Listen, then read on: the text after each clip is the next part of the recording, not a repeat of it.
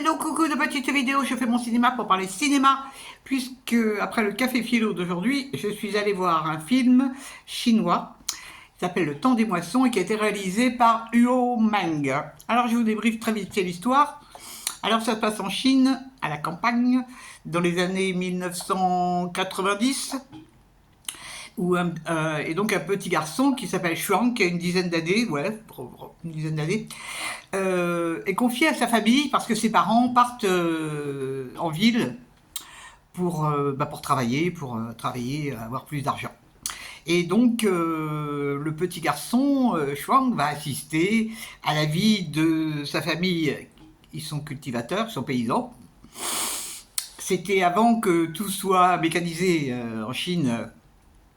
Et donc, on va assister à la vie de cette famille qui bosse beaucoup.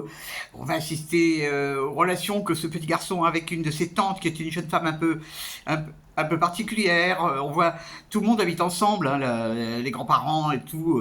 C'est vraiment très très regroupé. Il y a les voisins aussi qui sont là, très présents. Et donc, on assiste à tout ça. Ça dure 2 heures. Alors, qu'est-ce que j'ai pensé de ce film ? Alors, j'ai appris que, en fait, c'était des souvenirs d'enfance du réalisateur il avait donc réalisé ce film sur ses souvenirs d'enfance. On peut pas dire que ça soit joyeux, hein. On peut pas dire que ça soit joyeux. Alors moi je n'ai pas trop apprécié ce film pour plusieurs raisons. D'abord, j'ai pas trouvé que la réalisation était fabuleuse, bon, parce que c'est presque un documentaire. Mais c'est vrai que là, il y a mis les personnages de sa famille, donc. Et j'ai trouvé que ça criait beaucoup, ça pleure beaucoup, c'est dans les excès. Alors il y a aussi des choses très désagréables, qui m'ont choqué, mais bon, si c'est ses souvenirs, hein, je peux pas revenir dessus. Notamment des scènes avec un des membres de la famille, un des enfants d'une de ses tantes qui est retardé mentalement, et c'est l'horreur. Ce que ce garçon vit, c'est l'horreur. Il y a aussi une scène de mariage qui m'a profondément choqué.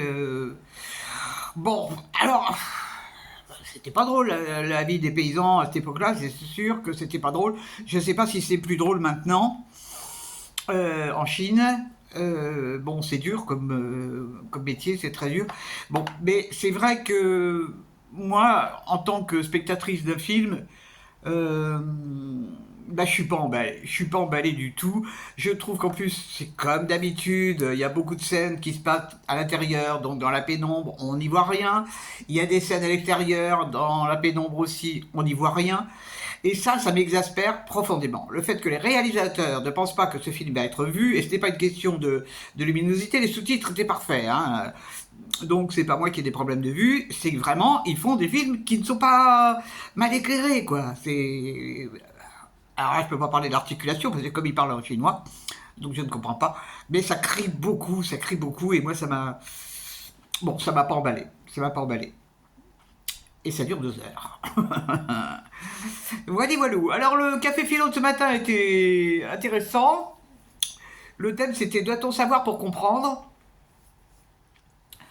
Et ça donnait lieu à des réflexions intéressantes et aussi à des petites incartades rigolotes. C'est marrant comme les gens ont un ego surdimensionné parfois et qui n'amènent pas.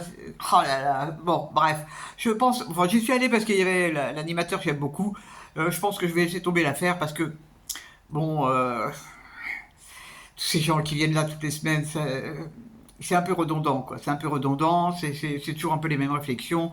Bon, j'en ai marre. Donc je continuerai à aller aux animations philo qui sont faites par Raphaël Serrail. Ben, les cafés philo, je laisse tomber, ça me dit plus rien.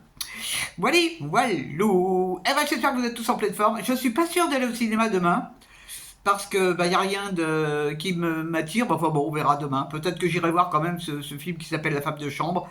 Moi, je n'ai pas lu le bouquin, donc peut-être que je trouverai ça bien. On verra.